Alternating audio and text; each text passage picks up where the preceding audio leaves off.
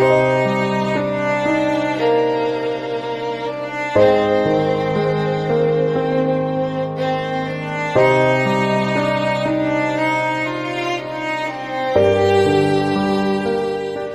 Yesu Kristo asifiwe. Karibu katika Shuhuda za Kweli. Nikusihi uendelee kusubscribe na kushare shuhuda hizi na watu wengi zaidi, na Mungu akubariki. Lakini pia kama haujawahi kusikiliza ushuhuda wa Nabii Aston Adam Mbaya, nikusihi tu ufuatilie ushuhuda huu kuanzia sehemu ya kwanza hadi sehemu ya 29. Hakika hautabaki kama ulivyo. Na sasa tunaendelea na ushuhuda wa Moses Lushiku sehemu ya 17. Katika sehemu hii atazungumzia kondoo na mbuzi nyakati za mwisho. Kulikuwa na kutembelewa na Mungu siku ya Jumanne tarehe 24 Julai 2007.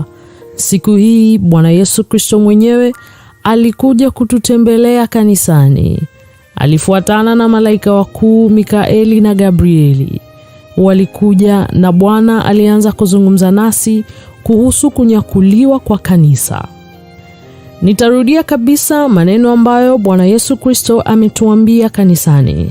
Bwana alisema, "Je, unajua kwa nini nilisema nitamtuma Roho wangu katika siku za mwisho?"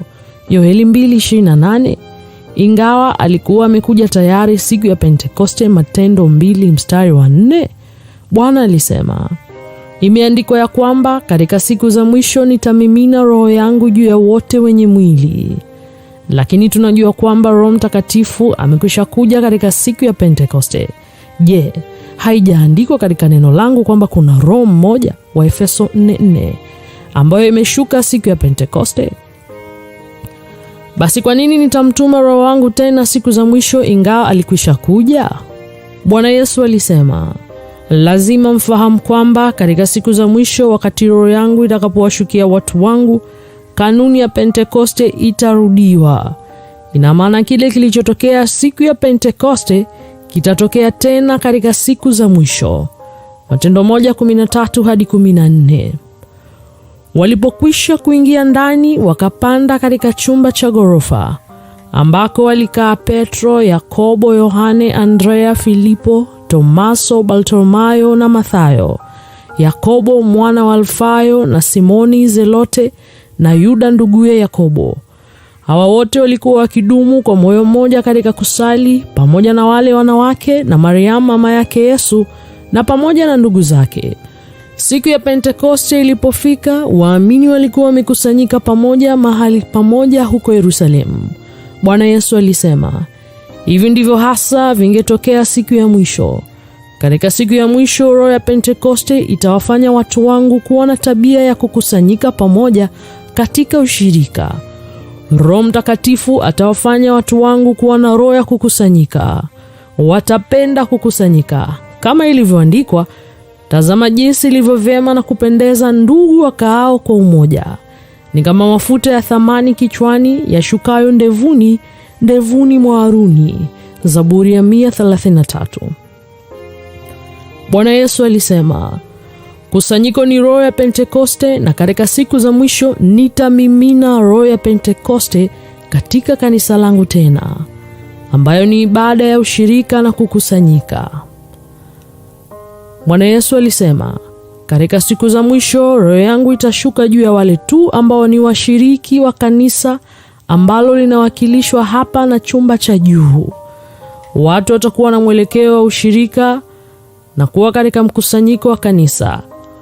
Upendo wa ushirika katika kanisa ni kiwakilishi cha Roho ya Pentekoste ambayo inabidi ishuke kuwakusanya wanawali wenye hekima.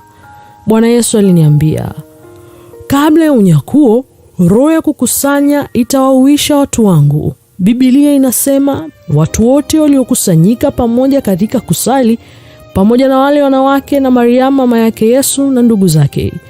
Kisha Bwana akawaambia kusanyiko, "Ni lazima nyote mpate madaftari yenu ili kuandika." Siku hiyo tulikuwa waumini 40 kanisani. Sote tulitii maagizo ya Bwana, na sote tulichukua madaftari na kalamu ili kuandika ushauri wa Bwana. Kisha Bwana akatuagiza tusome Mathayo 25.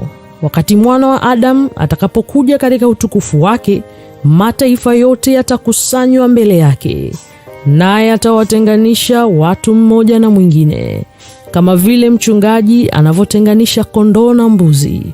Atawaweka kondoo upande wa kulia na mbuzi upande wake wa kushoto.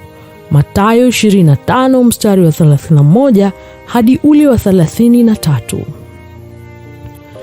Bwana Yesu alisema, kwa msingi wa kifungu hiki, kwa wale ambao watakuja kulia kwangu ni Wakristo ambao wameonyesha nguvu wakati wa kutembea kwao mwishoni mwa nyakati. Walikuwa na nguvu. Bwana alisema, wale wanaoitwa mbuzi ni waumini ambao walikuwa dhaifu katika mienendo yao katika nyakati za mwisho. Bwana akasema, ngoja niongee na wewe, nichambue wasifu wa mbuzi kwenye maandiko. Mbuzi ni mnyama mwenye dhambi na makosa ya watu yaliwekwa juu yake, kisha akapelekwa jangwani ambao ni makazi ya watu. Mambo ya Walawi 16 na mstari wa 10. Bwana alisema, hii ndio sura ya Mkristo muasi, mkaidi na anayeishi katika udhaifu, ambaye pamoja na juhudi zilizowekwa za kumsaidia kutubu na kujitakasa, bado anashindwa kujibu juhudi hizo. Amechukua sura ya mbuzi. Hii ni taswira ya Mkristo ambaye hana mizizi ya kumtumikia Mungu na hana kanisa la kuhudumu kama mshiriki. Wakristo wa aina hii wanashindana na upotovu wa kiroho. Hili ni kundi la waumini ambalo mchungaji amewaacha, ambao wanaishi kama mbuzi. Wanaishi maisha bila kutimiza kusudi ambalo wamekusudia. Bila shaka ni hali ya kukatishwa tamaa na Muumba. Hata hivyo, mwanakondoo anadhihirisha katika madhabahu mbalimbali za Holocaust. Mwanakondoo ni taswira ya mwamini ambaye anajua jinsi ya kupitia athari ya mateso ambayo mtu anavumilia ili kuishi maisha safi na mapenzi ya Mungu. Madhabahu na sadaka inawakilisha Wakristo ambao wamekomaa na wanashiriki katika kazi mbalimbali za kanisa. Kuchinjwa kwa mwanakondoo ni sura ya Mkristo aliyekubali mateso ndani ya kanisa ili kazi ya Mungu isonge mbele. Kitendo cha kumchukua mwanakondoo na kumchoma juu ya madhabahu ni picha ya muumini kuteseka katika huduma ya Mungu katika kanisa kwa ajili ya kazi ya Mungu kuwa bora zaidi. Mkristo anayefanya kazi ya Mungu kanisani ni picha ya mwanakondoo aliyeinuliwa juu ya madhabahu na kuteketezwa kwa moto. Atakuwa miongoni mwa wanakondoo watakaokuja upande wa kuume kiti cha enzi cha Bwana katika siku ya mwisho. Kufanya kazi kanisani maana yake umekubali kuvumilia mateso na moto wa madhabahu. Bwana alituambia, je, haikuandikwa ya kwamba mimi nimewafanya ninyi kuwa ufalme na makuhani? Kuwa makuhani maana yake ni kushiriki katika kazi ya Mungu. Kushindwa kushiriki katika kazi ya Mungu kuna maanisha kwamba hautendi kazi ya kuhani. Lakini nimewafanya ninyi kuwa ufalme na makuhani. Nawe umewafanya kuwa ufalme na makuhani kwa Mungu wetu, nao wanamiliki juu ya nchi. Ufunuo 5 na mstari wa 10. Hivyo ufalme wa mbinguni ni wafanyakazi na watumishi. Kuna watu wanakuja kanisani lakini wanakataa kutumikia na kushiriki. Bado imeandikwa, ninyi ni ufalme wa makuhani. Hawafai wasifu wa mwanakondoo ambaye anainuliwa juu ya madhabahu ya Holocaust kwa ajili ya huduma katika kanisa na kuvumilia maumivu kwa ajili ya kazi za Mungu kusonga mbele. Wale ambao ni watumishi katika kanisa wanainuliwa juu ya madhabahu kwa sababu wao ni wanakondoo. Nakumbuka nilikufa masaa 10 na niliona watu walioaga dunia. Miongoni mwao walikuwa Wakristo waliozuiwa kuingia katika lango la mbinguni. Walikuwa wakiomba rehema. Mara nikamwona yule malaika aliyetumwa kwa kanisa la Kristo akitua kwenye lango la mbinguni. Wakati huo nilimwona malaika mmoja akielekea kwa Mkristo aliyekuwa mlangoni mwa watu kwenye lango la mbinguni. Akamwambia, nakujua wewe, lakini wewe hunijui. Mimi ni malaika wa kanisa lililokuwa nyuma ya nyumba yako, ambayo ilipaswa kuwa kanisa lako. Nilikuwa nikikusubiri ili nikubariki, na mara utakapokuwa mshiriki wa kanisa langu, lakini ulikataa kujiunga na kanisa licha ya msisitizo wa Roho Mtakatifu moyoni mwako. Kwa kujiunga na kanisa hilo, mchungaji alitakiwa kukufundisha ujumbe sahihi ambao utakutakasa na kwa ajili ya mbinguni, lakini ulikataa.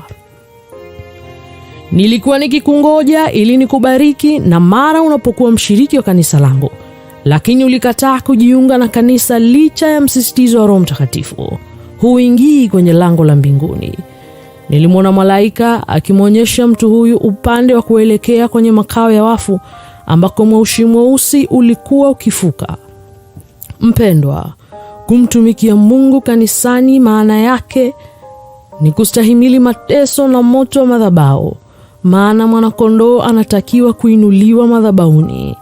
Hatuwezi kuruka moto wa madhabahu, kwa sababu kama mchungaji anavyotenganisha kondoo na mbuzi, atawaweka kondoo upande wake wa kulia na mbuzi upande wake wa kushoto.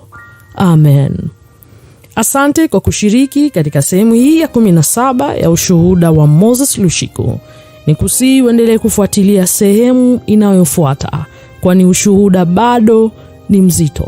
Kama utahitaji usaidizi wa kiroho katika Injili ya utakatifu, basi ni kushauri ufike Kanisa Takatifu la Mungu Tegeta, Dar es Salaam. Kwa mawasiliano zaidi jinsi ya kufika kanisani, 0673081038. Mungu akubariki.